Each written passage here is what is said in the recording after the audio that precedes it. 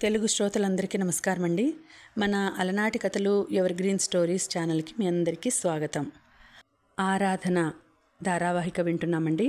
రచన శ్రీమతి yes Sujathamma గారు. ఇక ఆలస్యం చేయకుండా మనం కథలోకి వెళ్ళిపోదామండి.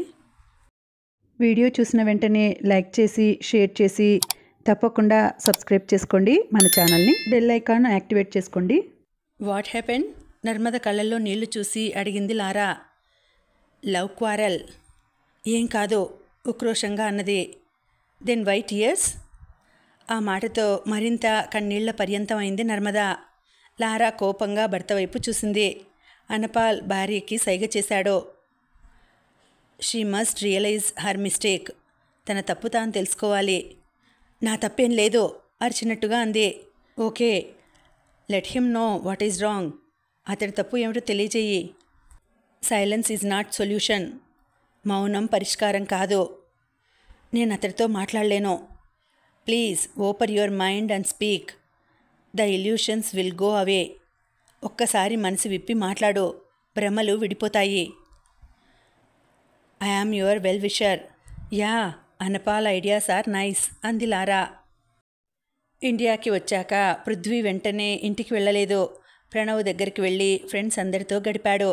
పృథ్వీలోని డల్నెస్ చూసి అందరూ పృథ్వీని ఓదార్చారు. ఒకరోజు తర్వాత ఇంటికి వెళ్ళాడు. శారద పృథ్వీని చూడగానే అమెరికాకి వెళ్లే ముందు చెప్పి వెళ్ళొచ్చుగా అని అడిగింది. పృథ్వీ అర్జెంటుగా వెళ్లాల్సి వచ్చింది అని అన్నాడు. పృథ్వీతో పాటు ప్రణవ్ కూడా వచ్చాడు.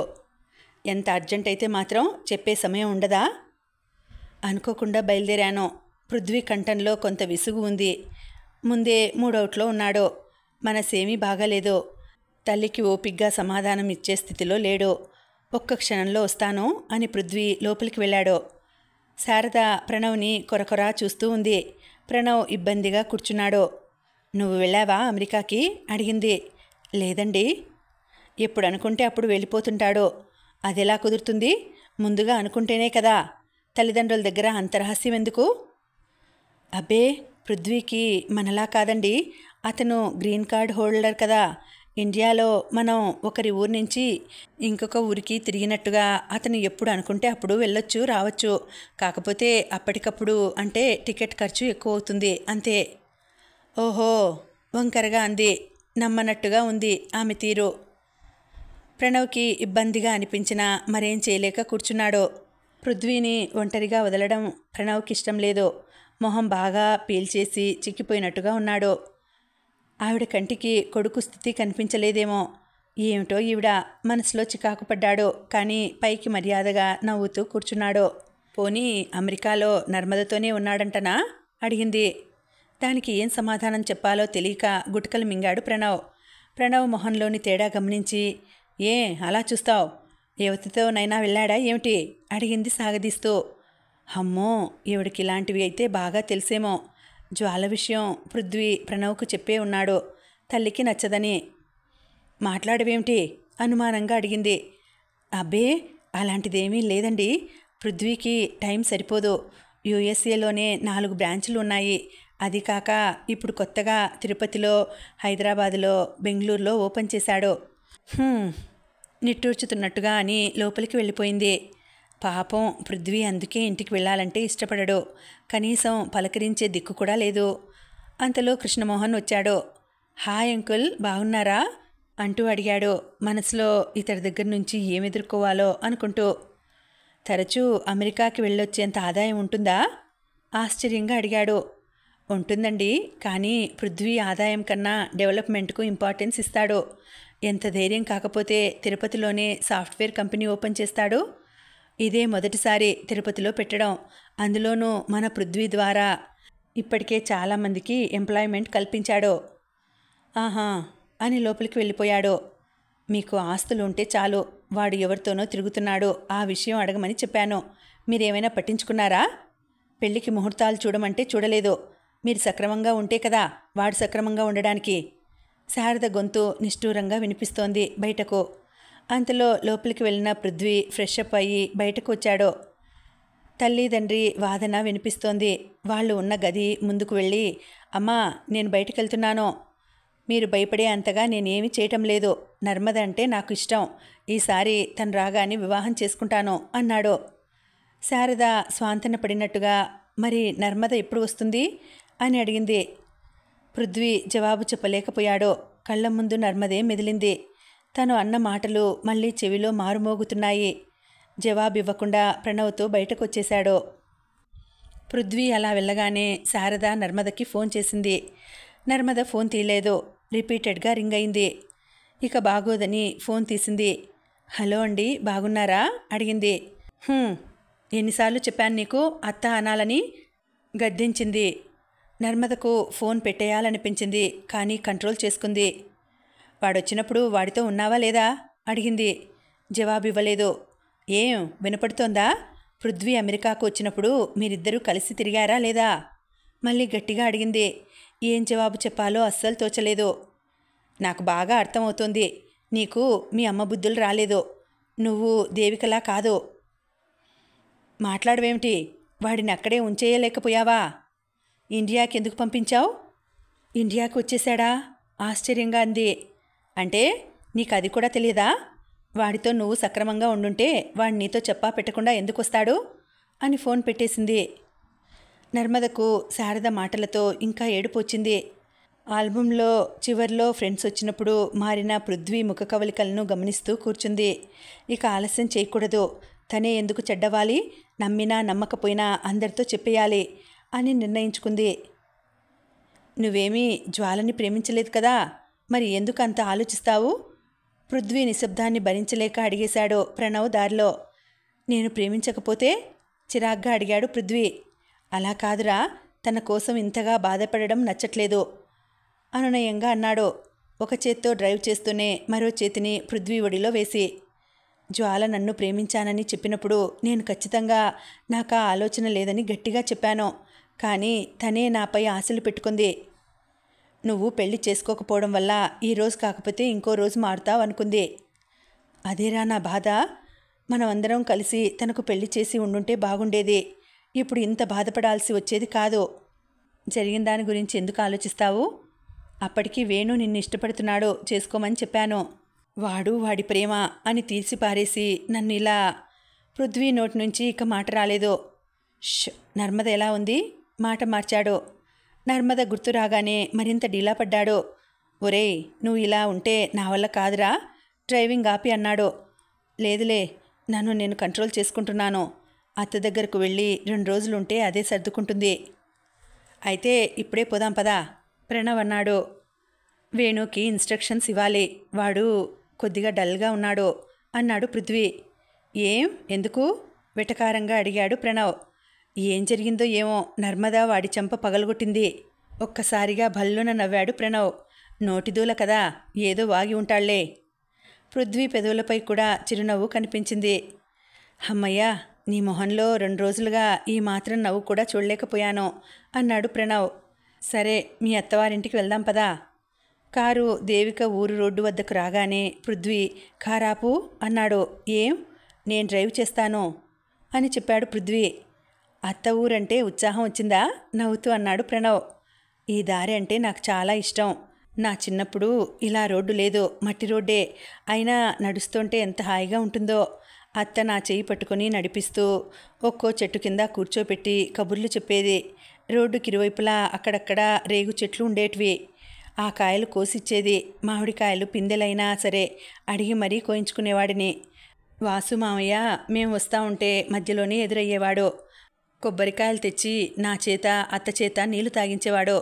అత్త నీతూని చంకలో ఎగేసుకుంటూ కాయలు తెస్తే పాపకి ఎలా తాగించడం?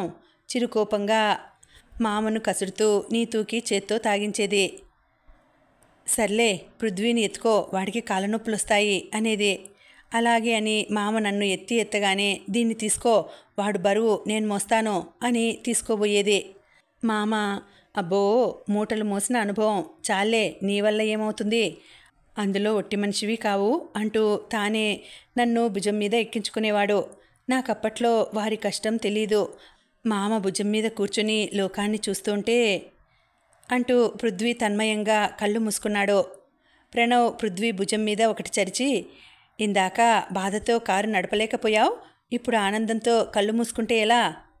బాగుంది నీ యవారం అన్నాడు. లేదురా, ఆ భార్యాభర్తల మధ్య ఉన్న అన్యోన్యత నేనెక్కడా చూడలేదు. వారి దగ్గర డబ్బులు లేవు, కావాల్సినంత ప్రశాంతత ఉండేది.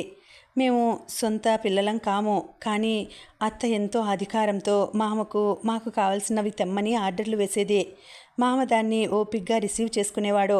మమ్మల్ని ప్రేమగా చూసుకునేవారు. ఒక రకంగా నాకు తల్లి తండ్రి వాళ్ళే. మమ్మల్ని ఇద్దరినీ ఆవిడ తీసుకువెళ్తుంటే ఎలా తీసుకెళ్తుంది, చిన్నపిల్లలు కదా అన్న ఆలోచన నా తల్లిదండ్రులకు లేదు.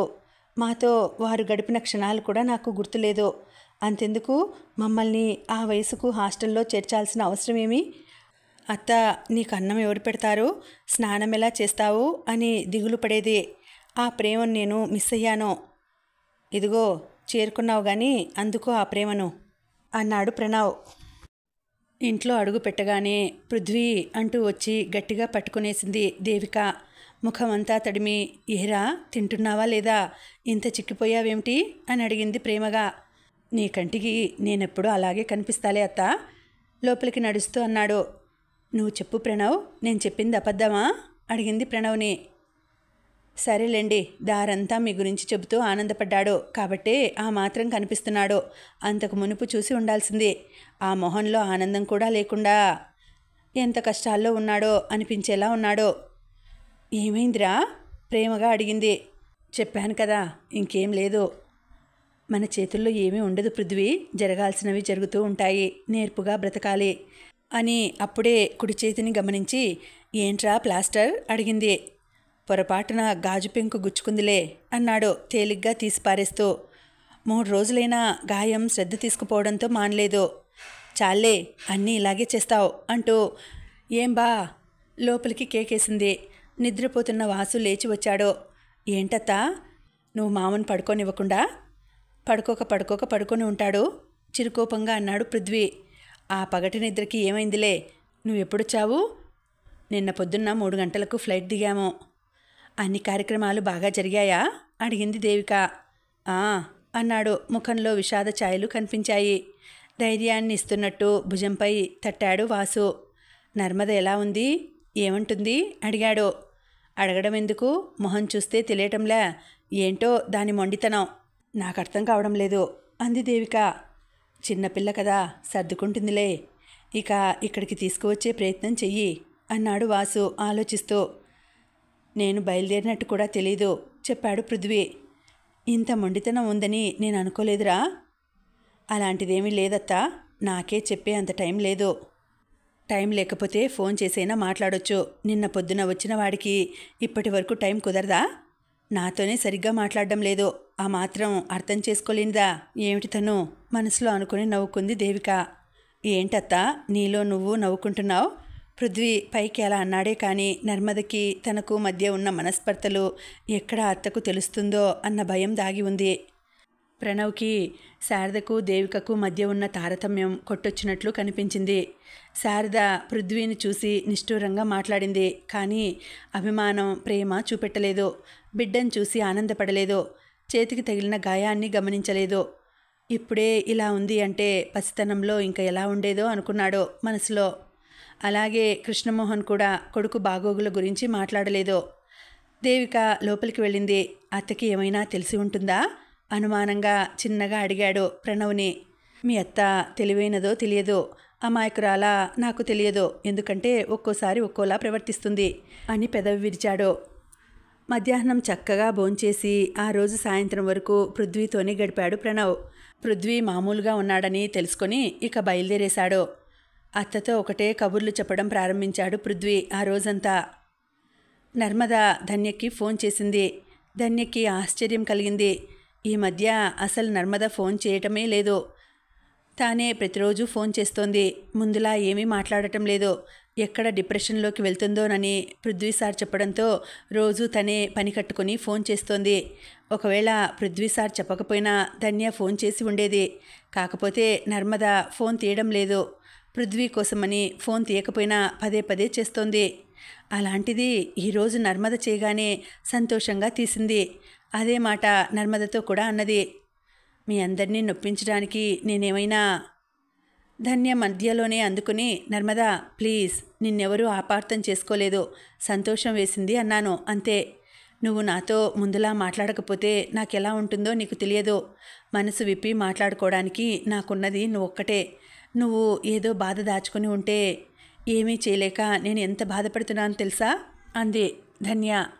నిజం చెప్పు, పృథ్వీ మంచివాడు, నేను మొండిదాన్ని అని అనుకోవటం లేదు.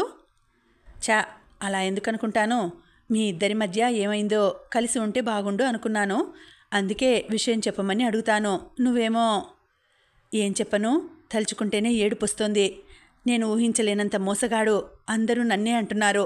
నాకు చివరికి అతన్ని చెడ్డ చేయడం కూడా ఇష్టం లేదు, అందుకే నాలో నేను కుమిలాను. అంత మోసం ఏం చేశాడు? ఆశ్చర్యంగా అడిగింది ధన్య. వేరే ఒకదానితో తిరుగుతున్నాడు, గొంతు జీరపోగా చెప్పింది. నీకెవరు చెప్పారు? నమ్మనట్టుగా అంది. నేను కళ్ళారా చూశాను. నేను చెప్పినా నువ్వు నమ్మవులే. పొరపాటు పడ్డావేమో. చెప్పాను కదా, మీ అందరికీ అతను దేవుడు. అన్నీ బాగుంటే నేనెందుకు అతన్ని వదులుకుంటాను? నీకు తెలియదా అతన్ని నేను కూడా ఇష్టపడ్డాను అని? అలా కాదు నర్మదా, సార్కు అలాంటి మనస్తత్వం లేదు.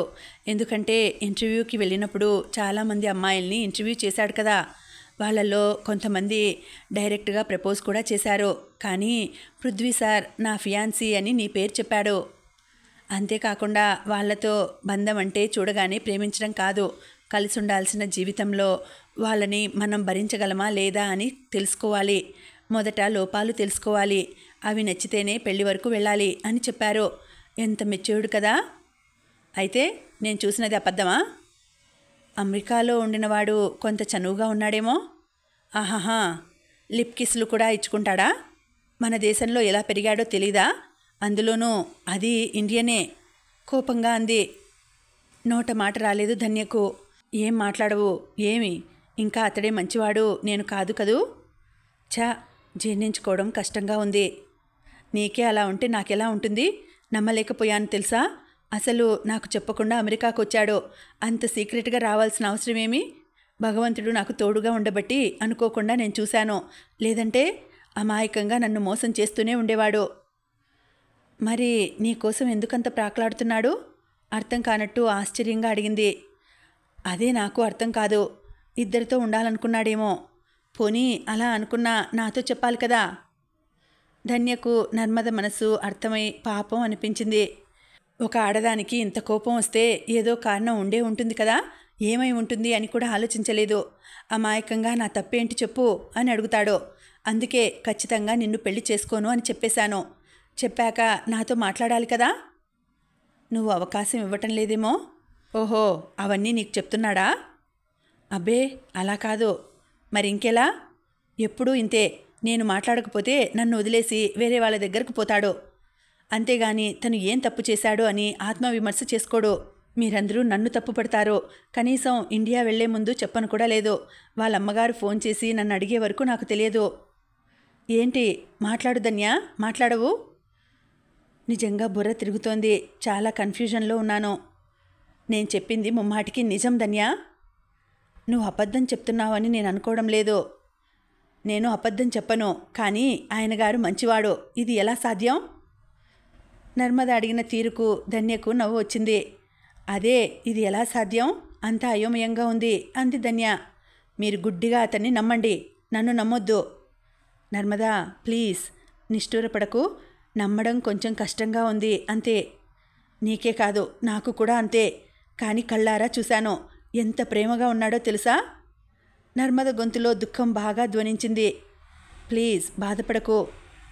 సరేలే, ఆ విషయం వదిలేయ్. మొన్న ఆల్బమ్ తెచ్చారు మీ సార్. అందులో మీ మావయ్యని చూసి అనపాల్ మా నాన్నలాగా ఉన్నాడు అని ఆశ్చర్యపోయాడు. నాకు అనుమానం వచ్చింది, అతడే మీరు వెతుకుతున్న మీ పెద్ద మామయ్యేమో. అందుకే ఫోన్ చేశాను. నాకేమీ పెద్ద ఇంట్రెస్ట్ లేదు. ఓ మోసగాడు గురించి తెలుసుకొని ఏం చేస్తాం? చూసావా, ఆస్తి దొంగిలించినందుకే నువ్వు మోసగాడు అన్నావు. అతన్ని దూరం పెడుతున్నావు. మరి జీవితాన్ని దోచుకున్న వాడితో నేను దూరంగా ఉండద్దా? ఏం మాట్లాడలేకపోయింది ధన్య. దేవికకు నర్మద తీరు అర్థం కావడం లేదు. ఎందుకలా వ్యతిరేకిస్తోంది? పృథ్వీలో ఏం లోపం ఉంది? నిశ్చితార్థం రోజు బాగానే ఉండింది. అమెరికాకు వెళ్ళినాక కూడా బాగానే ఉండేది. ఆ తర్వాత ఏం జరిగింది? ఎందుకు అంత కోపం, అయిష్టం? ఈరోజు ఎలాగైనా తెలుసుకోవాలి, సౌమ్యంగా మాట్లాడాలి, పాపం ఒంటరిగా ఉంది, కోప్పడకూడదు అని నిర్ణయించుకొని పృథ్వీ నిద్రపోగానే నర్మదకు ఫోన్ చేసింది. నర్మద ఫోన్ తీసి చెప్పమ్మా అడిగింది. భోంచేశావా అడిగింది దేవిక. ఇది శాన్ ఫ్రాన్సిస్కో, ఈ సమయానికి ఇక్కడ భోంచేయరు వెటకారంగా అంది. ఓహ్, ప్రతిసారి ఇలాగే అడుగుతూ ఉంటుంది. ఎన్నిసార్లు చెప్పాలి నీకు? మన టైంకి ఇక్కడ టైంకి తేడా 11:40 అంటే అక్కడ రాత్రి 7 అయితే ఇక్కడ పగలు 6:40 అవుతుంది అంది నర్మద. సరేలేవే, మర్చిపోతాను. ఏం టిఫిన్ చేసుకుంటావు? బాగా ఖాళీగా ఉన్నట్టున్నావు, ఎందుకే అంత చిరాకు? ఇప్పుడు నేనేమన్నాను? సరేలే, బావపై నీకెందుకు అంత కోపం? నీ కల్లుడు అయినంత మాత్రాన నాకు బావ కాలేడులే. నిశ్చితార్థం వరకు బాగానే ఉన్నావు కదా, ఏమైంది నీకు? నీకు తెలియదా? ప్రతిసారి అనేదానివి కదా బావతో బాగుండు బాగుండు అని. ఆయన గారిని నేనెప్పుడూ ఇష్టపడలేదులే, ఈ మధ్య కూడా నా కోసం చేసుకో అన్నావు కదా. గాఢంగా నిట్టూర్చింది దేవిక. దగ్గరుంటే దగ్గరకు తీసుకుని బుజ్జగించి మాట్లాడవచ్చు, ఏం మాట్లాడలేకపోయింది. అమ్మా, మీకందరికీ నేను తప్పు చేస్తున్నట్టుగా అనిపిస్తుంది. ఆయన గారు ఏం చేశారో మీకు తెలీదు అంది చెప్పడానికి సిద్ధమవుతూ. మళ్ళీ మనసులో భయం. అమ్మ నమ్మితే పృథ్వీతో ఎలా ప్రవర్తిస్తుంది? రానివ్వదా? మాట్లాడదా? కోప్పడుతుందా? పృథ్వీ చెప్పిన మాటలు గుర్తుకు వచ్చాయి. నాకు అత్త తప్ప ఎవరూ లేరు, అత్త అంటే నాకు చాలా ఇష్టం, అత్త వద్దన్నదని తననే వదులుకున్నాడు. అలాంటిది ఇప్పుడు అత్త ద్వేషిస్తే ఏమవుతాడు? చెప్పదలుచుకోలేదు నర్మద, కానీ తొందరపడి మాట్లాడింది. ఇప్పుడు దీనికేం సమాధానం చెప్పాలో. తల్లి మౌనాన్ని భరించలేక, నువ్వు చెప్పాక ఇష్టపడ్డాను కానీ అతడికి నాకు కుదరదు అని తెలుస్తోంది అంది. ఎందుకని? నీరసంగా అడిగింది. ఆ గొంతు ధ్వనించిన తీరుకు అమ్మ బాగా నొచ్చుకుంది అని అనిపించింది. అతడు అమెరికాకి వచ్చిన విషయమే నాకు తెలియదు, వచ్చే ముందు కాబోయే భార్యకు చెప్పుకోరా? దేవిక వెంటనే ఉత్సాహం తెచ్చుకొని, ఆ విషయమేనా అడిగింది ఆనందంగా తేలిగ్గా. అది నీకు చిన్న విషయమా? అలా కాదే, పృథ్వీ నాకు అమెరికాకి వెళ్లే ముందు చెప్పాడు, కానీ నీకు చెప్పొద్దు అన్నాడు. ఎందుకంటే అనుకోకుండా బయలుదేరుతున్నాను, వెంటనే నర్మదను కలవలేను అని. నిన్ను కలవలేడట. సర్ప్రైజ్ ఇద్దాము అని అనుకుంటే నువ్వు ఒప్పుకోలేదట. ముందుగా చెప్పేరా అని ఖచ్చితంగా నువ్వు అన్నావంట. అందుకని పని పూర్తి అయ్యాక చెబుదామని అనుకున్నాడు. ఈ విషయాలు నాకు చెప్పాడు. ఓహో, అన్ని విషయాలు మీతో చెప్తాడా? వ్యంగ్యంగా అడిగింది. కోప్పడకు నర్మద, అమెరికా అయినా నువ్వు ఉన్న ఊరు కాదట వచ్చేది, అందుకని లేట్ అవుతుంది. వెళ్లే ముందు చెప్పి వెళ్తానత్తా అని నాతో అన్నాడు. నీతో చెప్పొద్దని కూడా చెప్పాడు. తెలివిగా గేమ్ ఆడతాడు. ఛా, అలా మాట్లాడకు, అందులో తెలివితేటలేమున్నాయి? నేను నీకు తల్లిని, ఓ మోసగాడిని నీకు ఇచ్చి చేస్తానా? మంచివాడు కనుకే ఒప్పుకున్నాను. మంచివాడు అదోలా అనింది నర్మద. అతడిలో ఏం చెడు చూశావే నువ్వు? అసహనంగా అడిగింది. అమ్మా, నాకు ఆఫీస్కి టైం అవుతుంది, ఉంటాను. మాట దాటేయకు. మీ నాన్నతో కూడా మాట్లాడవా? తర్వాత మాట్లాడతాలే. ఫోన్ పెట్టేయబోతూ ఏదో గుర్తొచ్చినట్లు ఒక్క క్షణం ఆగి, సరే నేను చెప్పానని నా మాట కోసం ఆయన అమెరికాకు వచ్చిన విషయం నాకు చెప్పలేదు. మరి అమెరికా నుండి వెళ్ళిపోయేటప్పుడు నాకు చెప్పొద్దు అని నేను చెప్పలేదే? నీతో చెప్పడానికి మాట్లాడడానికి నువ్వు అవకాశం ఇచ్చావా? అంటే నేను మాట్లాడడం లేదని నీకు చెప్పాడా? పృథ్వీ నీ గురించి ఏమీ చెప్పడు. నువ్వు నమ్మినా నమ్మకపోయినా నీ మాట తీరుతో నేనే గ్రహిస్తాను. మరి అలాగే మీ అల్లుడు గురించి కూడా కనుక్కోకపోయావా? ఒళ్ళు మండిపోయింది నర్మదకు. ఎంతకు తను అపార్థం చేసుకున్నట్టు మాట్లాడుతుంది. అల్లుడు అంటేనే ఇష్టం, కూతురు ఎక్కడికి పోతే ఏంటి? ప్రేమించింది కనుక తను బాధపడడం ఇష్టం లేక తను కూడా పృథ్వీ గురించే ఆలోచించి తల్లికి వాస్తవం చెప్పటం లేదు. తనే మొండిదనుకొని వచ్చే నష్టమేముంది? టక్కున ఫోన్ పెట్టేసింది. ఏంటి పిల్ల, అసలు నాకు అర్థం కావటం లేదు మనసులో అనుకోబోయి పైకే అంది. ఏంటట, నాతో కూడా మాట్లాడలేదు అడిగాడు వాసు. ఈ పిల్ల ఏమిటో నాకు అర్థం కావడం లేదు. పృథ్వీని ఎందుకు అర్థం చేసుకోలేకపోతుంది? వీడినా కాదనుకునేది. నర్మద చాలా తప్పు చేస్తున్నట్టుగా బాధపడుతూ పక్కనే పడుకొని ఉన్న పృథ్వీ తలను నిమిరింది. పృథ్వీ చటుక్కున ఆ చేతిని గట్టిగా పట్టుకున్నాడు. మేల్కొని ఉన్నావా అడిగింది. తనతోనే ఇలా ఉందంటే పృథ్వీతో ఎలా మాట్లాడిందో అనుకుంటూ. నర్మద గొంతు విని మేల్కొన్నానులే. స్పీకర్ ఆన్ చేశానా? లేదే అంది ఆశ్చర్యంగా. లేదత్తా, చాలా చిన్నగా వినిపించింది. నర్మద అడుగుల శబ్దమైనా గ్రహించేంత ప్రేమలో పృథ్వీ ఉన్నాడు. కానీ నర్మదా, ఏంటత్తా అలా ఆలోచిస్తావు? ఏం చెప్పాలో తెలియలేదు దేవికకు. పృథ్వీ లేచి కూర్చొని అత్త చేతిని తన చేతిలోకి తీసుకుని, నీ కూతురు గురించి నీకు తెలియదా? అది ఒట్టి అమాయకురాలో, నాపై అలిగి అలా మాట్లాడుతుంది అంతే అన్నాడు. నిజమేనంటావా? 100కి 100 పాళ్ళు నిజం అన్నాడు చేతిలో చెయ్యి వేసి. ఏమోరా, నాకెందుకో భయంగా అనిపిస్తోంది. నాకు ఇందాకటి వరకు అలాగే అనిపించింది. కానీ ప్రణవ్ వెళ్ళాక ఇద్దరితో మాట్లాడాను. నర్మద ఏమిటో నాకు తెలిసింది. ఏం తెలిసిందిరా? నీ కూతురికి నేనంటే ఇష్టమని. కానీ ఎందుకో మొండి పట్టు పట్టింది. నిజమేనంటావా? ఓ పని చెయ్యి. సరే, నీ ఇష్టం, పెళ్ళి క్యాన్సిల్ చేసేస్తాను అని చెప్పి చూడు. సరేనంటే? తర్వాత నేను చూసుకుంటాను. ఇప్పుడు నీకు ఒక వీడియో చూపిస్తా చూడు. ఏం వీడియో? చెప్పా కదా ఇద్దరితో మాట్లాడానని. పృథ్వీ ఆ వీడియోలు ఓపెన్ చేసి దేవికకు ఇచ్చాడు చూడమని. దేవిక వాటిని చూస్తూ ఉంటే ఆలివర్తో మాట్లాడడం మళ్ళీ గుర్తుకు వచ్చింది. సీఈఓ నుండి కాల్ కావడంతో హడావిడిగా ఫోన్ తీశాడు Oliver. Good morning sir wish చేశాడు. Good morning Oliver, how are you? Is everything going well? బాగున్నావా? పనులన్నీ సవ్యంగా జరుగుతున్నాయా? Yes sir, fine. Don't believe her words. It was not from her heart that she was angry with me, so that she behaves like that. Narmada మాటలు నమ్మొద్దు. నాపై కోపంతో చెప్పిన మాటలే కానీ ఆమె మనస్ఫూర్తిగా చెప్పలేదు. Sorry sir, she is not angry with you. She fell in love with you only. క్షమించండి సార్, ఆమెకు మీపై కోపం లేదు, కేవలం ప్రేమ మాత్రమే ఉంది. ఆలివర్ మాటలు పృథ్వీపై పన్నీటి జల్లు చిలకరించినట్టుగా అయింది. I know, but how can you say? I will send you A video. Thank you. She is innocent. తను చాలా అమాయకురాలు and intelligent. Sorry for my mistake. మరియు తెలివైంది కూడా. నా తప్పును క్షమించండి. పృథ్వీ మాటలను అందుకొని అన్నాడు Oliver. Don't say. God May bless you to find good companion quickly. అలా అనకు. తోడు దొరకాలని భగవంతుణ్ణి కోరుకుంటున్నాను. Thank you sir. Okay, don't delay. అందరికీ నమస్కారం. ఇక్కడ అందరూ జంటలే కూర్చుని ఉన్నారు. అందులో ఆశ్చర్యం లేదు. ఈరోజు ఈవెంట్ కపుల్స్ డే. ఉద్యోగరీత్యా కపుల్స్ ఒకచోట పని చేయలేకపోతున్నారు.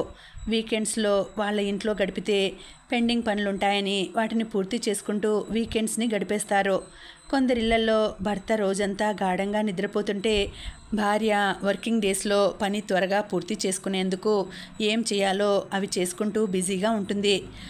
ఆమె ఆ పనులు పూర్తి చేసుకొని అలసిపోయి వచ్చి పడుకొని నిద్రపోతే అప్పుడు భర్త లేచి వండిందేదో తినేసి మొబైల్లో టైం స్పెండ్ చేసి మళ్ళీ పడుకొని పోతాడు.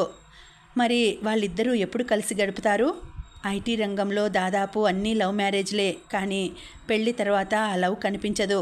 కారణం, అందుబాటులోనే ఉన్నాం కదా, ఎప్పుడైనా ప్రేమించొచ్చు అని నిర్లక్ష్యం చేస్తారు. అందుకనే మీకంటూ మీరు బ్రతకండి అని కపుల్స్ కోసమే ఈ ఈవెంట్ డే. ఇవన్నీ కూడా నర్మద ఇంగ్లీష్లోనే చెప్పింది. మరి నేను ఒంటరిదాన్ని, అందుకే రాకూడదనుకున్నా. కానీ someone invited me who don't know what I am. నా గురించి ఏమీ తెలియని ఒకతను నన్ను ఇక్కడికి రమ్మన్నాడు. ఆలివర్ వైపు ఓ వ్యంగ్యమైన చూపు చూసింది. మీరంతా మీ ఎక్స్పీరియన్స్ షేర్ చేసుకుంటారు, కానీ నేను నాకు తెలిసిన కపుల్స్ గురించి చెప్పాలని వచ్చాను. There is about 3 couples in our mythology. మా పురాణాలలో 3 జంటల గురించి ఉంది. 1 couple, బ్రహ్మ అండ్ సరస్వతి. సరస్వతి, బ్రహ్మ అనేవాళ్ళు ఒక జంట. దాంపత్యం అనే పదానికి సరైన పదము ఇంగ్లీష్లో లేదు. దాంపత్యం అంటే భార్యాభర్తలు కలిసి ఉండటం. బ్రహ్మ సృష్టికర్త, జ్ఞానదేవత సరస్వతి. జ్ఞానం లేకపోతే మానవ శరీరానికి విలువ లేదు. భర్తకి జ్ఞానాన్ని అందిస్తున్న సరస్వతి భర్త ముందు నోరెత్తదు. అంత విధేయత కలిగినది. తెలివితేటలు విధేయతను ఇస్తాయి. పైగా తన భర్త యొక్క సృష్టిని మెచ్చుకుంటూ ఉంటుంది. ఇక్కడ ఆడ మగ అనే తారతమ్యం ఉండదు. ఇద్దరూ ఒకరికొకరు సహకరించుకుంటూ ఉంటారు. మరో జంట లక్ష్మీనారాయణులు. లక్ష్మి సంపదకు నిలయం. సృష్టిని పరిపాలించేది నారాయణుడు. నారాయణుడు లక్ష్మికి మొదటి ప్రాధాన్యత ఇచ్చినా ఆమె ఎప్పుడూ భర్త పాదసేవ చేస్తూ ఉంటుంది. భర్త ప్రేమ ముందు ఆమెకు సంపద గుర్తుకు రాలేదు. పాలనలో అతనికి సంపద కావాలి.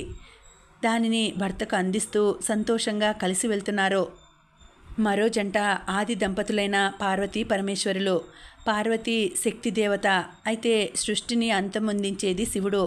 అతడికి భార్య అవసరం ఎంతైనా ఉంది. తనే శక్తి దేవతనన్న గర్వం పార్వతిలో లేదు. పార్వతి సాధారణ తల్లిలా పిల్లల్ని అధికంగా ప్రేమిస్తుంది. కానీ శివుడు బాధ్యత కలిగిన వ్యక్తిగా పిల్లల వైపు ప్రవర్తిస్తాడు. ఈ విషయంలో ఇద్దరూ వాదించుకున్నా అది ప్రణయ కలహమే కానీ మరొకటి కాదు.